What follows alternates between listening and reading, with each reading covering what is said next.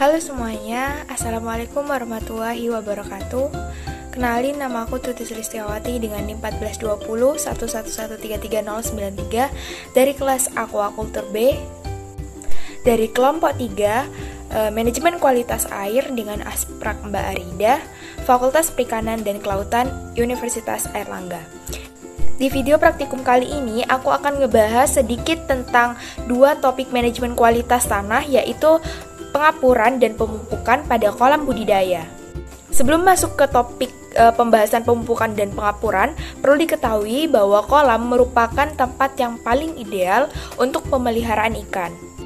Pemeliharaan kolam dalam ikan dapat dilakukan secara monokultur ataupun polikultur. Sebelum benih ikan ditebar dalam kolam, ada beberapa persiapan yang perlu dilakukan.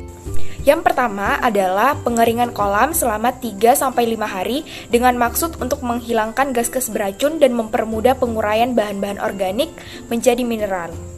Yang kedua adalah pengolahan tanah dasar sambil membalik dan meratakan. Dan yang ketiga adalah perbaikan pematang untuk penutupan kebocoran dan penyempurnaan pintu air. Dan yang keempat adalah pengapuran dan pemupukan. Masuk ke dalam topik yang pertama adalah pemupukan. Pemupukan adalah usaha pemberian nutrien ke dalam tanah untuk memelihara atau memperbaiki kesuburan tanah dan air dengan memberikan unsur hara atau zat hara ke dalam tanah. Untuk itu, tujuan dan manfaat dari pemupukan kali ini adalah yang pertama, menyediakan unsur hara, dan yang kedua adalah memperbaiki struktur tanah dan derajat keasaman.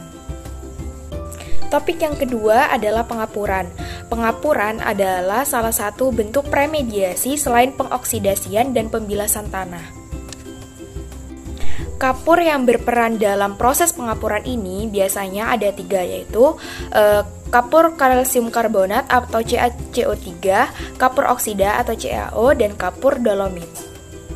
Manfaat dan tujuan utama dari pengapuran kali ini yang pertama adalah untuk menetralisasikan asam bebas yang terdapat di dalam air, yang kedua adalah menyanggah goncangan pH secara mendadak, yang ketiga membantu mengendapkan bahan koloid yang terdapat dalam larutan tanah, yang keempat mendorong bakteri pemecah bahan-bahan organik untuk bekerja lebih aktif dalam pelepasan bahan organik. Yang kelima adalah membantu pembentukan tulang ikan dan mencegah kelainan tulang, dan yang keenam memperbaiki kondisi tanah.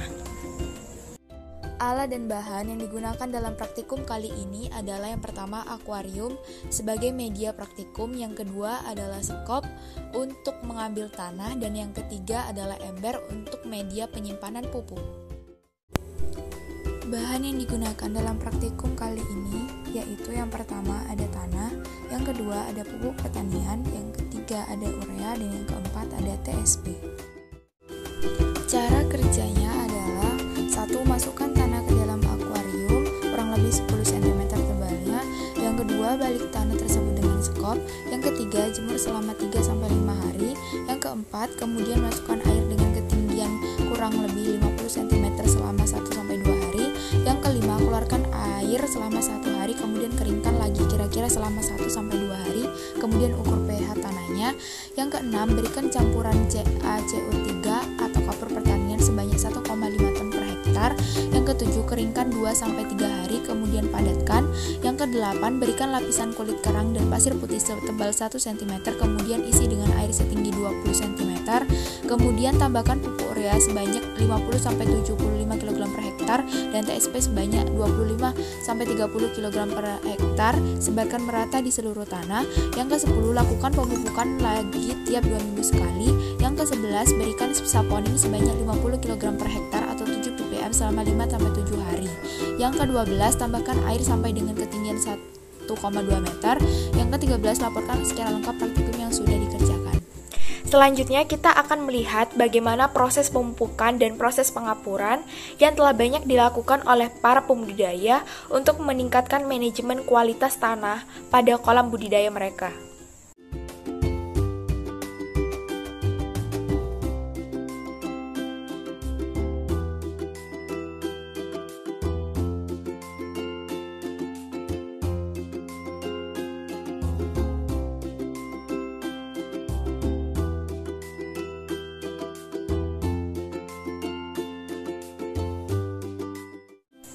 Untuk itu, sekian dari saya. Kurang lebihnya mohon maaf. Sampai jumpa di video praktikum manajemen kualitas air selanjutnya. Wassalamualaikum warahmatullahi wabarakatuh.